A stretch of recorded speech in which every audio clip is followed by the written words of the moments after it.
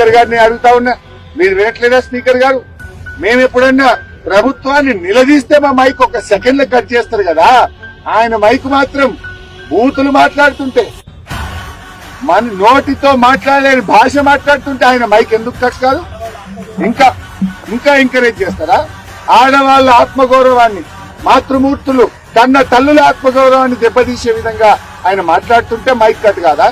Hyderabad brand image దెబ్బతీసుడు కాదా? హైదరాబాద్ లో తిరగనియా అంటే నీ అయ్యా జాగిరా? నువ్వెవడు హైదరాబాద్ లో తిరగనియా అని చెప్పడానికి? అంటే ఈ రకమైన భాష మాట్లాడితే రేపు హైదరాబాద్ బ్రాండ్ ఇమేజ్ దెబ్బతినదా? ఈ భాషతో హైదరాబాద్ లో పెట్టుబడులు వస్తాయా? ఈ భాషతో హైదరాబాద్ ప్రతిష్ట పెరుగుతుందా? ఇదా తెలంగాణ కోరుకుంటున్నది? ఇదా హైదరాబాద్ ప్రజలు కోరుకుంటున్నది?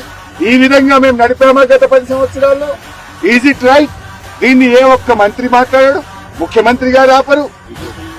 ఇలా ఆ సభలో ఉన్న బీజేపీ నాయకులు మాట్లాడారు. ఇలా ఇద్దరు కలిసి ఒకటైపోయిన పరిస్థితి. బడే భాయ్ చోటే భాయ్ ఏక్ హో గయా, दोनों मिलके ఇలా ఏక రస్తే మే చల్ రే. అదానిని హైదరాబాద్ చేస్తారట. ఇద్దరు కలిసి ఇలా బీఆర్ఎస్ పార్టీని గొంతు నొక్కే ప్రయత్నం చేస్తున్నారు.